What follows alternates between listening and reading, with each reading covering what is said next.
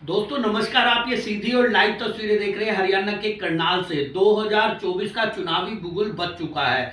उल्टी गिनती शुरू हो चुकी है। हालांकि बीजेपी ने अपने प्रत्याशी यहां पर मैदान में उतार दिए। उसके बाद अगर मैं बात करूं बहुजन समाज पार्टी ने, अगर मैं हरियाणा की राजनीति में सबसे पहले एक ऐसी पार्टी है जिन्होंने अपने करनाल सीट से अपने प्रत्याशी उतारे हैं। आज उन्हीं प्रत्याशी से रूबरू होने के लिए कि किस मुद्दों को लेकर किस तरीके से वो अपने आप को यहाँ पर उम्मीदवारी अपनी दावा कर रहे हैं, उनसे रूबरू कराने के लिए लेके आया हूं मैं इंद्रजीत सिंह नवजोत।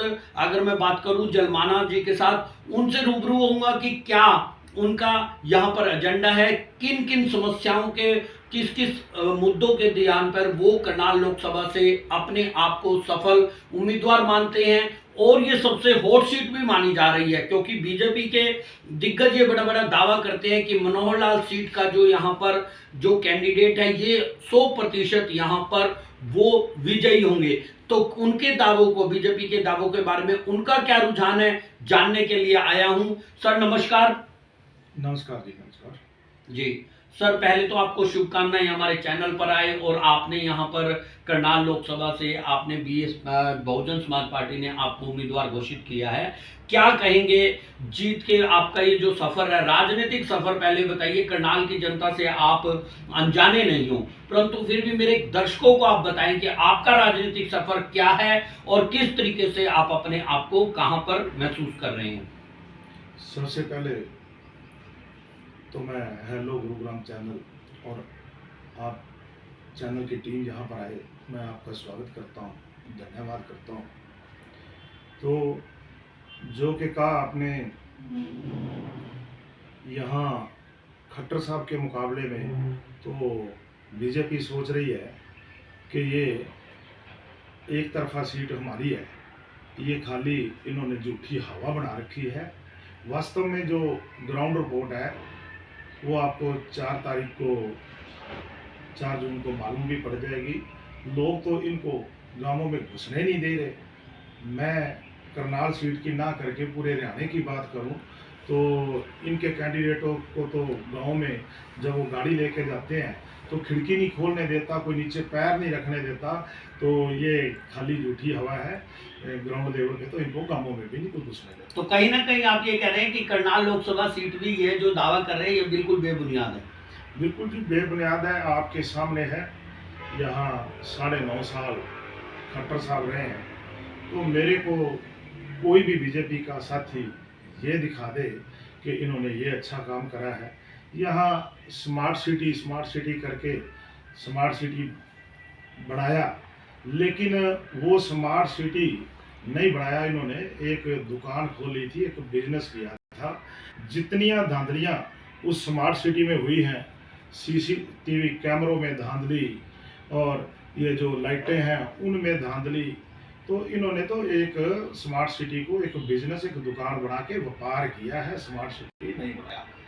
तो और मेरे ख्याल में अगर ये स्मार्ट सिटी नाम की बजाय यहाँ कोई इंडस्ट्री लेके आते तो कहीं बच्चों को रोजगार मिलता। आपने देखा होगा यहाँ रोजगार ना मिलने की वजह से आज सिख समाज, रोड समाज, जाट समाज, मैं किसी 2 या 3 समाज की बात ना करूं, छत्ती बिरादरी के लोग, बच्चे जो है युवा, वो +2 करते हैं, पढ़ते हैं और सड़कों पे धक्के खाते हैं। जब रोजगार नहीं मिलता तो वो अपने मकान और जद्दी जहाँ जो उनके घर थे वो बेच के मजबूर हो गए हैं, विदेशों में जा रहे हैं रोजगार के लिए। अगर इन्होंने यहाँ कुछ करा होता तो मेरे ख्याल में उनको विदेशों में जाने की जरूरत नहीं पड़नी थी। ये तो इन्होंने जरूर किया है कि हमारी जो इंडिया की पूरी जवानी है वो विदेशों में भेज दी है और बूढ़े और जो लाचार लोग हैं वो यहाँ रह गए हैं। ये काम तो जरूर किया है। तो कहीं ना कहीं करनाल की जनता, अगर आप बात करें ना, तो ये अपने रोजगार देने में अक्षम रहे हैं, ये नहीं दे पाए हैं। इसके अलावा अगर मैं आपकी बात करूं, आप बहुजन समाज पार्टी से अब एक मजबूत उम्मीदवार का दावा कर रहे हैं। तो क्या कहेंगे करनाल में? हालांकि अगर मैं बात करूं, आप लोगों को एक बात बता दूं कि पिछले 2-3 बार में अगर इलेक्शंस की बात करूं तो बीएस बहुजन समाज पार्टी यहां पर पिछली अगर रेस की बात करें तो रेस में कहीं ना कहीं दूसरे, तीसरे, चौथे नंबर पर लगातार अपने आप को बनाए हुए। तो कहीं पर बहुजन समाज पार्टी का ग्राफ बहुत यहाँ पर सॉलिड भी है। आज के समय में क्या हालात है, जबकि हर बंदा अपने आप को भगवा कर लेके खड़ा है, वो उसका मतलब ये कह रहे हैं कि वो बीजेपी से जुड़ा हुआ। वहां पर आप क्या कहेंगे? गांव गांव में आप दौरा भी कर रहे हैं, हर जगह मीटिंग कर रहे हैं, पिछले 5 दिनों से मैं आपके प्रोग्राम भी देख पा रहे हैं। तो कहां पर क्या चीज है, हकीकत, जमीनी हकीकत क्या है? देखो, जमीनी हकीकत तो मैं पहले भी बता चुका हूँ। ये जो आप भगवा की बात करते हो, मैं ये तो ज़रूर कहूँगा, ये शहरों में तो भगवा कपड़ा पहन के निकल सकते हैं।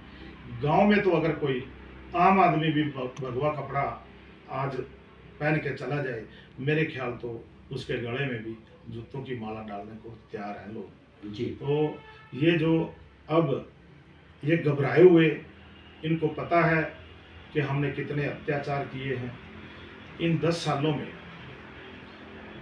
जो पहलवान है वो सड़कों पर रहे, जो ड्राइवर समाज है वो सड़कों पे रहा, हमारी बेटियां थी वो देश के लिए मेडल लेके आती थी, देश का नाम रोशन करती थी, वो सड़कों पे बैठी रही।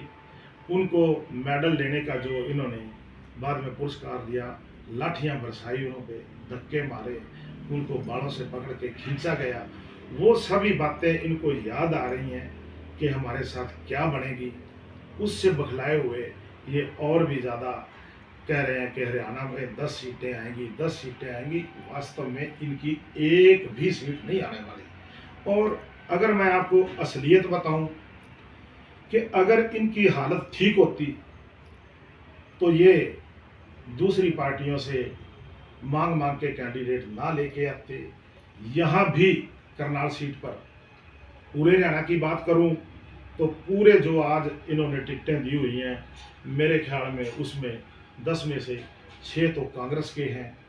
मैं अगर नाम लूं तो अशोक तंवर जी थे, वो भी आप पार्टी में थे, तो में कांग्रेसी थे वो पहले कांग्रेसी भी थे वो, तो उनको लेके उनको अपना कैंडिडेट बनाया। नवीन जिंदल जी थे, वो बिल्कुल मान ही नहीं रहे थे, उनके साथ धक्का किया, पहले पार्टी ज्वाइन करवाई और फिर उनको इलेक्शन में उतारा। तो मैं रंजीत चौटाला जी की बात करूं, वो भी कांग्रेस से थे। अरविंद शर्मा जी की बात करूं, वो भी कांग्रेस से थे। तो अगर इनके पास कैंडिडेट होते तो ये पूरी कांग्रेस अपनी पार्टी में क्यों भरते। तो मैं करनाल की बात करूं, करनाल में अगर इन्होंने काम किया होता तो मेरे ख्याल बहुत लंबी लिस्ट होनी चाहिए थी लोकसभा का इलेक्शन लड़ने के लिए। इनको कोई कैंडिडेट ही नहीं मिला, तो फिर आखिर में इन्होंने घबराए उन्होंने ये फैसला लेना पड़ा इनको कि इन्होंने मनोहर लाल खट्टर जी को सीएम पद से इस्तीफा दिलवा के और करनाल के लिए लोकसभा का कैंडिडेट तैयार किया।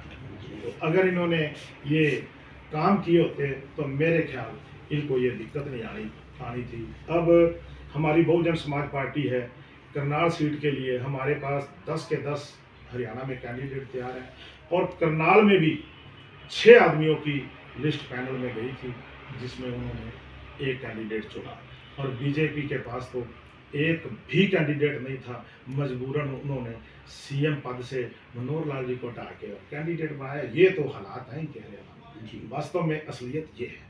आपको क्या लगता है, आप जैसे अभी धीरे धीरे जनसभाएं कर रहे हैं, हर मीटिंग कर रहे हैं, हर प्रोग्राम में जा रहे हैं, तो किन मुद्दों को आप लेके आगे बढ़ रहे हैं? और अगर आप जनता के बीच जा रहे हैं, क्या अपील करेंगे? करनाल की जनता से क्या अपील करेंगे?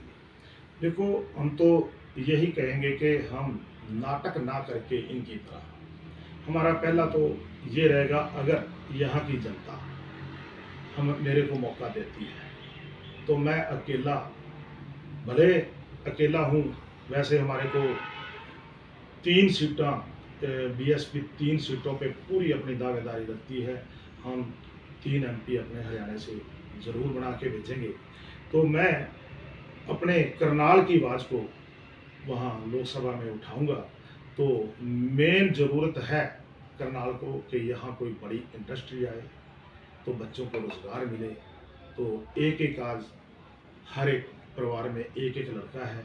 लोग अगर यहाँ रोजगार मिल जाए तो उस एक बच्चे को विदेश भेजने के लिए मजबूर ना हो। देखो, आपने एक देखा होगा, एक बार यहाँ सोनिया गांधी जी करनाल में आए थे, जी तो उस टाइम अरविंद शर्मा जी एमपी थे जी और हुड्डा जी सीएम थे। तो सोनिया गांधी जी यहाँ एक रेलवे प्लांट का वादा करके गए थे, तो वो वादा उसके बाद जो अरविंद शर्मा जी हैं वो बीजेपी में चले गए, उनका वादा भी वैसे का वैसा रह गया और वो प्लांट भी यहाँ से गायब हो गया। और अरविंद शर्मा जी इलेक्शन लड़ने के बाद, जीतने के बाद यहाँ से काम तो किया नहीं था और वो खुद भी गायब हो गए। इनकी तो जो हिस्ट्री है यही रही है। तो इसलिए इस बार इनकी करनाल लोकसभा में वो दुर्गति होगी। मेरे ख्याल तीसरे नंबर पे मनोहर लाल खट्टर जी रहेंगे। तो आपने सुना किस तरीके से अपने आप की दावेदारी बिल्कुल पूरा मजबूती देते हुए और साथ में बताया कि बीजेपी कैंडिडेट कहीं ना कहीं तीसरी लाइन पर आ सकते हैं। आपके इस बारे में क्या सोच है, ये तो समय ही बताएगा। क्या समय स्थिति बनती है। हालांकि अभी चुनाव में कुछ समय भी है। अपनी सभी प्रत्याशी, कुछ प्रत्याशियों ने तो अभी, अगर मैं बात करूं, कुछ पार्टी ने, जैसे कांग्रेस में बड़े बड़े दिग्गज हैं, उन्होंने भी अपने कैंडिडेट, वहां पर क्या कहेंगे। करनाल में कांग्रेस भी अपना दावा कर रही है कि हमारे जो प्रत्याशी है वो बहुत सुदृढ़ आएंगे, वहां पर क्या कहेंगे आप। देखो, जो बीजेपी की हालत, कांग्रेस की हालत है, वो बीजेपी से भी गई गुजरी है। अभी तक उनको पूरे हरियाणा में एक भी सॉलिड कैंडिडेट नहीं मिला, क्योंकि उनके जो हल्के फुल्के कैंडिडेट थे वो सारे बीजेपी में चले गए। करनाल के लिए भी